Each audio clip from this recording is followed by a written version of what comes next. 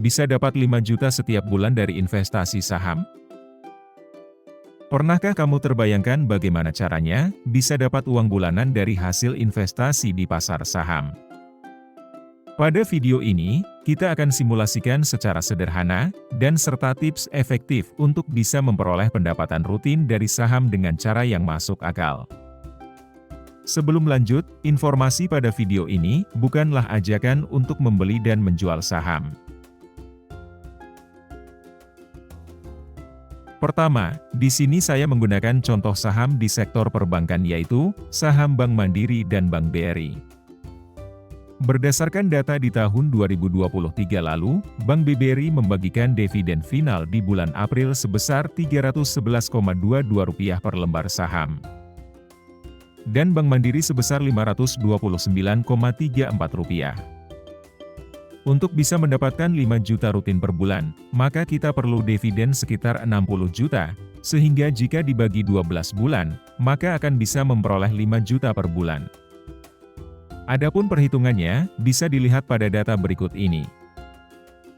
Untuk Bank BRI, berdasarkan dividen final di tahun 2023 lalu, kita memerlukan sekitar 2.600 lot saham BRI, dengan harga saat itu masih di level 5.400-an per lembar saham.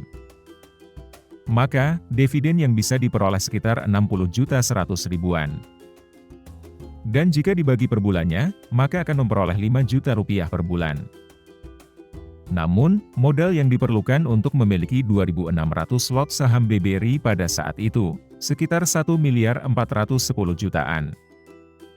Kemudian muncul pertanyaan, untuk uang sebanyak itu dari mana, Bang? Tenang-tenang, kita cek bisa perhitungan dari Bank Mandiri dulu, hasilnya bisa dilihat pada data berikut ini.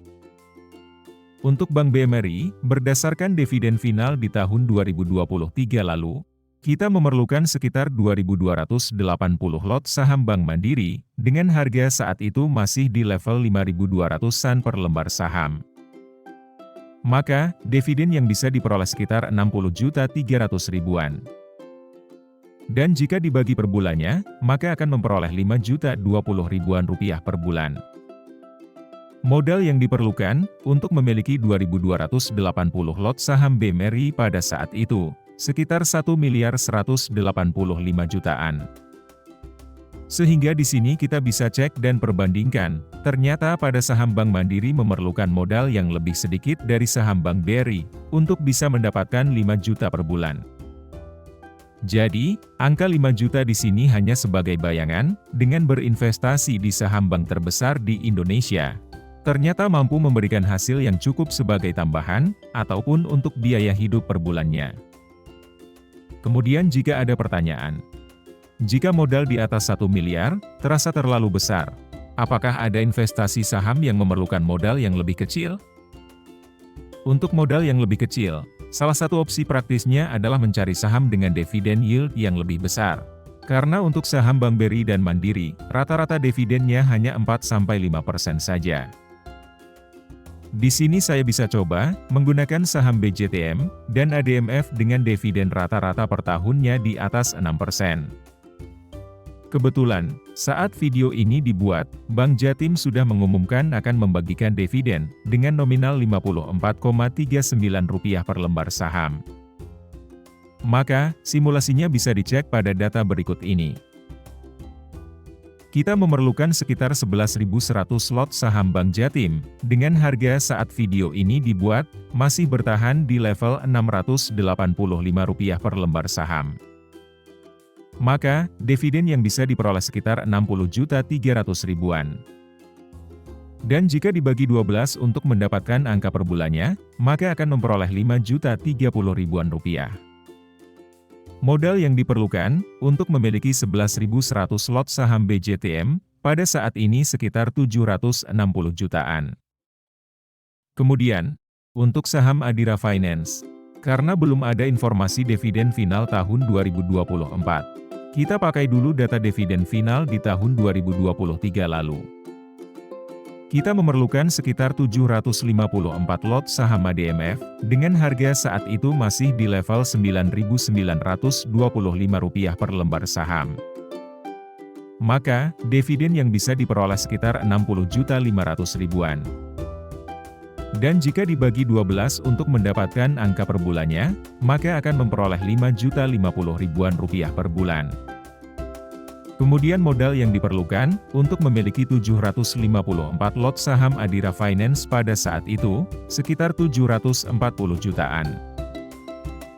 Sampai di sini, dengan target pendapatan 5 juta per bulannya, dengan memilih saham yang dividen yield-nya lebih besar, akan memerlukan modal yang lebih sedikit dari saham Big Bank seperti BMRI dan BBRI.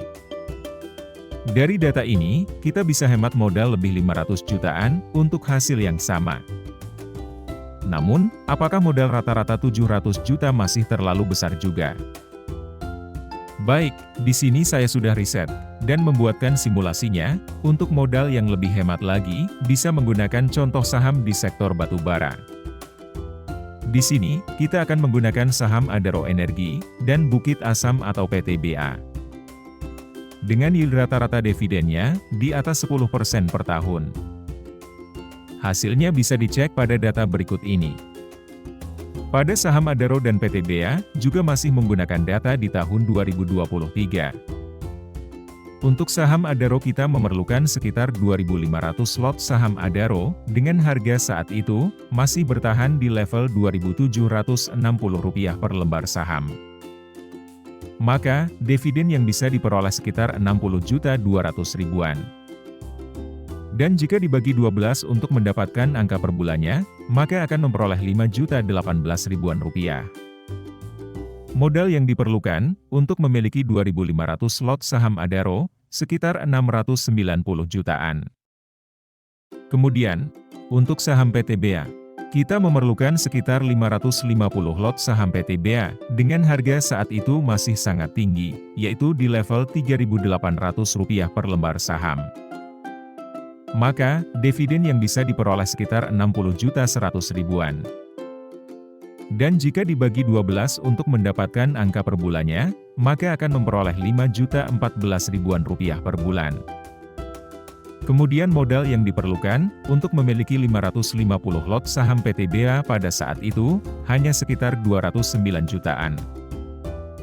Untuk analisa khusus saham Adaro dan PTBA, sudah pernah dibuatkan videonya. Bagi yang belum nonton bisa dicek linknya pada kolom deskripsi di bawah. Nah, sampai di sini dengan target yang sama, 5 juta per bulan, atau 60 jutaan per tahun. Memerlukan modal yang semakin sedikit, apabila berinvestasi di saham yang yield dividennya lebih besar. Khusus untuk saham PTBA, pada tahun lalu membagikan dividen yield yang hampir 30%. Namun, jika dirata-ratakan dividen PTBA per tahunnya, masih ada di persentase sekitar 12–13% per tahun. Jadi jika dividen PTBA tidak sebesar tahun lalu, maka modal yang dibutuhkan akan lebih banyak lagi. Untuk saham BBRI dan Adaro pada tahun lalu, membagikan dividen 2 kali dalam setahun. Maka jika masih hold dengan modal yang sama akan menerima dividen lebih banyak.